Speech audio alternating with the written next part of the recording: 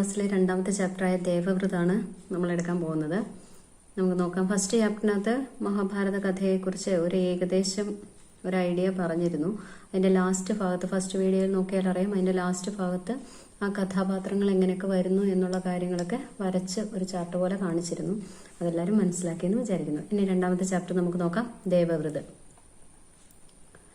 गंगा एक सुंदर युवती का रूप धारण किए नदी के तट पर खड़ी थी. ഗംഗാദേവി ഒരു യുവതിയുടെ രൂപത്തില് നദിയുടെ തീരത്ത് ഇങ്ങനെ നിൽക്കുകയായിരുന്നു. ഉൻകെ സൗന്ദര്യ और नव यौवन ने राजा शांतनु को मोह लिया था. അതൊരു യുവതിയുടെ രൂപത്തിലല്ലേ. അപ്പൊ ആ സൗന്ദര്യം ശന്തനു മഹാരാജാവിന് വളരെയധികം ഇഷ്ടപ്പെട്ടു. ആ സ്ത്രീയോട് വളരെ സ്നേഹം തോന്നി. ഗംഗ പോലെ അപ്പം ചെന്നെന്ത് ചെയ്തു, പറഞ്ഞു കാണും, വിവാഹം കഴിക്കുന്ന കാര്യമെല്ലാം ചോദിച്ചു കാണും. അപ്പോഴാണ് ഗംഗാദേവി പറഞ്ഞു, നോക്കിയേ, ഗംഗ ബോലി, ഗംഗ പറഞ്ഞു, രാജൻ ആപ്കി പത്നി ഹോന മുझे സ്വീകാർ ഹെ. താങ്കളുടെ ഭാര്യയായിട്ടിരിക്കുക എന്നത് എനിക്ക് സ്വീകാര്യമാണ്.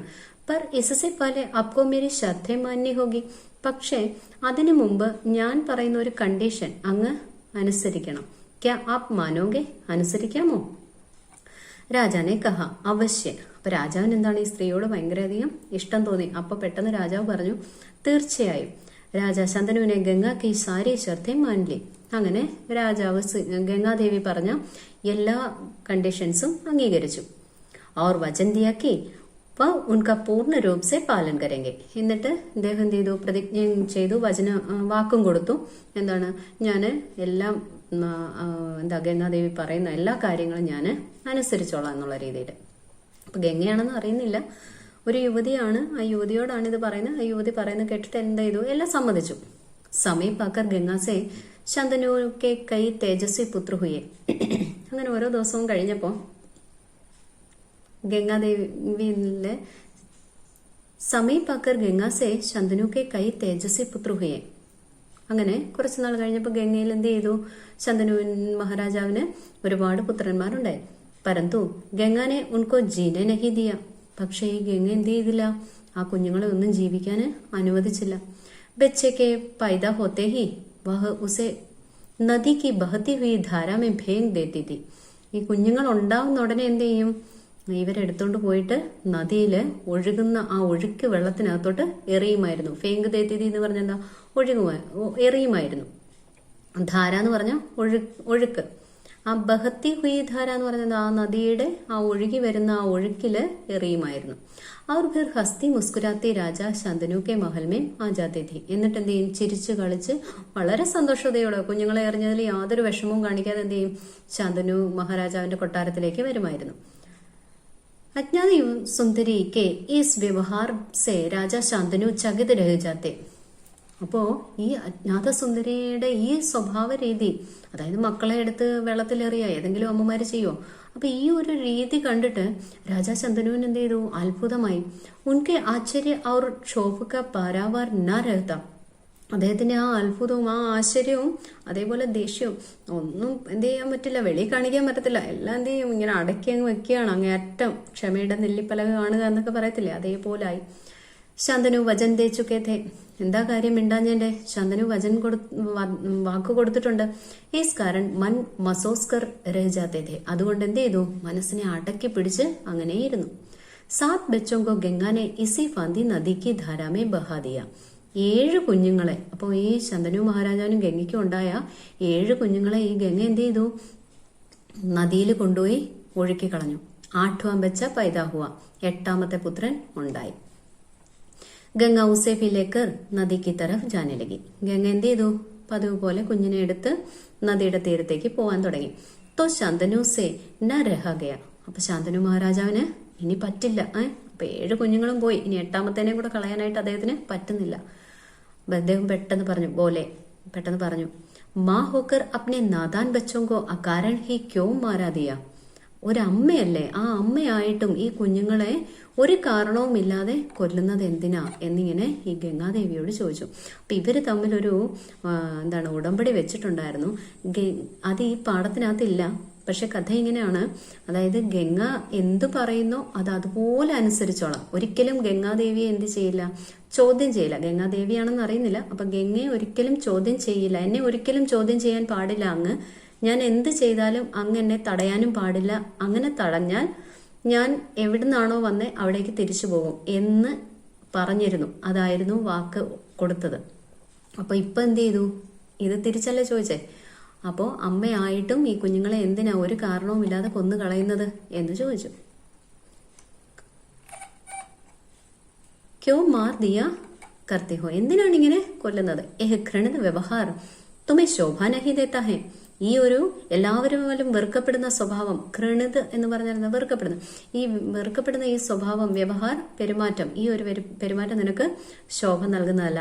രാജാക്കി ബാത് സുൻകർ ഗംഗ മൻ ഹി മൻ മുസ്കുരായി, രാജാവിന്റെ കാര്യം കേട്ടപ്പോ ഈ ഗംഗ എന്ത് ചെയ്തു? മനസ്സിലിങ്ങനെ പുഞ്ചിരിച്ചു. അപ്പൊ എന്താണ്, ഒരു കാര്യം ചെയ്താൽ അല്ലെങ്കിൽ ഒരു കാര്യത്തിന് ഒരു തുടക്കം ഉണ്ടാവും, ഒടുക്കം ഉണ്ടാവും. അപ്പൊ ഇവര് തമ്മിലുള്ള, ഗംഗയ്ക്ക് തിരിച്ചു പോയേ പറ്റും.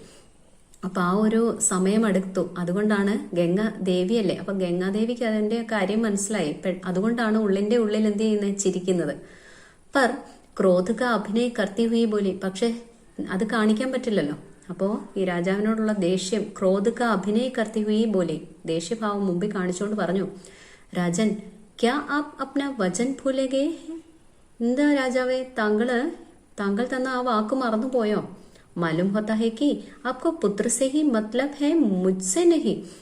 എനിക്കിതിൽ നിന്നും തോന്നുന്നു താങ്കൾക്ക് മകനോടാണ്, അതായത് എന്താ, എന്നോട് ഇഷ്ടമല്ല എന്നുള്ള രീതിയിലാണ് ഈ മത്ലബ് ഹെ മുജ്സെ നഹി എന്ന് പറഞ്ഞിരിക്കുന്നത്. ആപ്കോ മേരി യെ ക്യാ പർവാ ഹെ, താങ്കൾക്ക് എന്നെ കുറിച്ച് എന്തെങ്കിലും ചിന്തയുണ്ടോ? ടീക് ഹെ, ശരി, സമ്മതിച്ചു. പർ ഷർത്ത് കെ അനുസാർ മേ അബ് നഹി ടഹർ സക്തി, ഞാന് നമ്മൾ തമ്മിലുള്ള ഒരു ഉടമ്പടി, വാക്കനുസരിച്ച് ഇനി ഞാനിവിടെ നിൽക്കില്ല. കാരണം എന്തായിരുന്നു ടീച്ചർ മുമ്പേ ഞാൻ പറഞ്ഞില്ലേ, അതായത് എന്താ പറഞ്ഞിരുന്നേ, അവര് തമ്മിൽ ഒരു ഉടമ്പടി ഉണ്ടായിരുന്നു.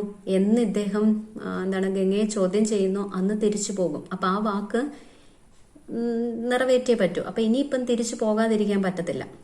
അതുകൊണ്ടാണ് പറയുന്നത്, പർ ഷർത്ത് കെ അനുസാർ മേ അബ് നഹി ടഹർ സക്തി, ഇനി ഞാൻ ഇവിടെ നിൽക്കില്ല. ആപ്കെ ഈസ് പുത്രകോ മേ നദി മേ നഹി ഫേകൂങ്കി, പക്ഷെ ഒരു കാര്യം, താങ്കളുടെ ഈ മകനെ ഞാൻ ഒരിക്കലും നദിയിൽ എറിയില്ല. ഇസ് അന്തിം ബാലകോ മേ കുച്ച് ദിൻ പാലൂങ്കി और फिर പുരസ്കാർ കെ രൂപ മേ ആപ്കോ സൗംപ് ദൂങ്കി. പക്ഷേ ഈ അവസാന കുഞ്ഞിനെ, അതായത് ഈ അവസാനമായിട്ടുണ്ടായ നമ്മുടെ 8ാമത്തെ ഈ കുഞ്ഞിനെ കുറച്ച് ദിവസം ഞാൻ കൊണ്ടുപോയി വളർത്തും. അതിനുശേഷം അങ്ങേക്ക് ഒരു സമ്മാനത്തിന്റെ രൂപത്തില് ഞാനിത് തിരിച്ചു തരാം, ഈ കുഞ്ഞിനെ തിരിച്ചു തരാമെന്ന് പറഞ്ഞു. ഏക്കർ ഗംഗ ബച്ചക്കോ സാത്ത് ലേക്കർ ചലി ഗയി. ഇത് പറഞ്ഞിട്ട് ഗംഗ എന്ത് ചെയ്തു? ഈ കുഞ്ഞിനെ കൂടെ അങ്ങ് കൊണ്ടുപോയി, ഗംഗയും പോയി. വഹി ബച്ച ആകെ ചൽക്കർ ഭീഷ്മ പിതാമഹ കെ നാം സെ വിഖ്യാത് ഹുയെ. അങ്ങനെ ആ കുട്ടിയാണ് പിന്നീട് ഭീഷ്മ പിതാമഹർ എന്ന പേരില് പ്രശസ്തി ആർജിച്ചത്, വിഖ്യാത പ്രശസ്തി ആർജിച്ചത്. ഗംഗ കെ ചലേ ജാനെ സെ രാജാ ശാന്തനു ക മൻ വിരക്ത് ഹോ ഗയ. ഗംഗ പോയി കഴിഞ്ഞപ്പോൾ രാജാവിന്റെ മനസ്സ് എന്ത് ചെയ്തു? വളരെയധികം വിരക്തമായി, എല്ലാത്തിനോടും ഒരു വിരക്തി തോന്നി. ഉന്നോനെ ഭോഗവിലാസ് സെ ജി ഹഠാലിയ. അദ്ദേഹം എന്ത് ചെയ്തു? എന്താണ്, സുഖങ്ങളിൽ നിന്നെല്ലാം, സുഖ സൗകര്യങ്ങളിൽ നിന്നെല്ലാം എന്ത് ചെയ്തു? മനസ്സിനെ മാറ്റി. ഔർ രാജ്കാജ് മേ മൻ ലഗാനെ ലഗെ, എന്നിട്ട് രാജഭരണകാര്യത്തിൽ മാത്രം മുഴുകി. एक दिन രാജാ ശിക്കാർ ഖേൽത്തെ ഖേൽത്തെ ഗംഗ കെ തട്ട് പർ ചലെ ഗए. ഒരു ദിവസം രാജാവ് എന്ത് ചെയ്തു? രാജാക്കന്മാര് എന്താണ്, വേട്ടയാടാനായിട്ട് പോവില്ലേ? അപ്പൊ ശിക്കാർ എന്ന് പറഞ്ഞാൽ വേട്ടയാടുക. അങ്ങനെ വേട്ടയാടി ഇദ്ദേഹം എന്ത് ചെയ്തു? പോയി അവർക്കൊരു വിനോദമാണ് ഈ വേട്ടയാടുക എന്ന് പറയുന്ന, രാജാക്കന്മാർക്കൊരു വിനോദമാണ്. അതുകൊണ്ടാണ് ഖേൽത്തെ ഖേൽത്തെ എന്ന് പറഞ്ഞിരിക്കുന്നത്. അങ്ങനെ വിനോദത്തിനായിട്ട് ഈ വേട്ടയാടി ഇദ്ദേഹം എന്ത് ചെയ്തു? ഗംഗാ നദിയുടെ തീരത്തെത്തി. तो देखा किनारे पर खड़ा एक सुंदर और गठेला युवक गंगा की बहती हुई धारा पर बाण चला रहा था. അപ്പോൾ കണ്ടു, ഈ നദീതീരത്ത് ഒരു മനോഹരനായ, നല്ല ആരോഗ്യവാനായ, കഴിവുള്ള, കണ്ടു കഴിഞ്ഞ ഒരു നല്ല ഒരു കുട്ടി, അങ്ങനെയുള്ള ഒരു യുവാവിനെ ഗംഗാതീരത്ത് വെച്ച് അദ്ദേഹം കണ്ടു. അപ്പൊ ആ യുവാവ് എന്ത് ചെയ്യുകയായിരുന്നു? ബഹത്തി ഹുയി ധാര പർ ബാൺ ചലാ രഹാ ഥാ. ആ ഒഴുകുന്ന വെള്ളത്തില് അമ്പ ചെയ്തുകൊണ്ടിരിക്കുകയായിരുന്നു. ബാണോ ഗോ ബൗച്ചാർ സെ ഗംഗ കി പ്രചണ്ഡ ധാര ഏകദം രുക്കി ഹുയി ഥി. ആ അമ്പ് എയ്യുന്നത് വെച്ചിട്ട് ഈ ഗംഗാ നദിയുടെ ആ ഒഴുക്ക് പോലും എന്ത് ചെയ്തു, പെട്ടെന്ന് നിന്നുപോയി. അത്രയ്ക്ക് എന്ത് ചെയ്യാ സ്പീഡായിരുന്നു അമ്പ ചെയ്യുന്നതിലൊക്കെ. ഏക ദൃശ്യ ദേക്കർ ശാന്തനു ദങ്ക് രഹുകയെ. ഇത് കണ്ടപ്പോൾ ശാന്തനു മഹാരാജ എന്ത് ചെയ്തു, ദങ്ക് രഹുകയെ. ദങ്ക് എന്ന് പറഞ്ഞാൽ എന്താ, അത്ഭുതപ്പെട്ടിങ്ങനെ നിന്നുപോയി. ഇത്ര കഴിവോ എന്നുള്ള രീതിയിൽ. ഇത്നെ ഹി രാജാ കെ സാമനെ സ്വയം ഗംഗ ആക്കർ ഉപസ്ഥിത് ഹോ ഗയി. ഇത്രയുമായപ്പോൾ രാജാവിന്റെ മുമ്പില് ഗംഗ പ്രത്യക്ഷപ്പെട്ടു. ഗംഗനെ യുവകോ അപ്നെ പാസ് ബുലായ. ഗംഗ എന്ത് ചെയ്തു, പെട്ടെന്ന് യുവാവിനെ അടുത്തേക്ക് വിളിച്ചു. അവർ രാജാസെ ബോലി. എന്നിട്ട് രാജാവിനോട് പറഞ്ഞു, രാജൻ പഹചാന മുझे और इस യുവകോ. അല്ലയോ രാജാവേ, താങ്കൾ എന്നെ മനസ്സിലായോ, എന്നെ അങ്ങേക്ക് മനസ്സിലായോ? അതേപോലെ ഈ കുഞ്ഞിനെ, ഈ യുവാവിനെയും താങ്കൾക്ക് മനസ്സിലായോ? യഹി അപ്ക और मेरा 8वां പുത്ര ദേവവ്രത് ഹെ. ഇത് താങ്കളുടെയും എന്റെയും 8ാമത്തെ പുത്രനായ ദേവവ്രതനാണ്. മഹർഷി വസിഷ്ഠനെ ഇസെ ശിക്ഷ ദി ഹെ. മഹർഷി വസിഷ്ഠ മഹർഷിയാണ് ഇദ്ദേഹത്തിന് വിദ്യാഭ്യാസമൊക്കെ കൊടുത്തത്.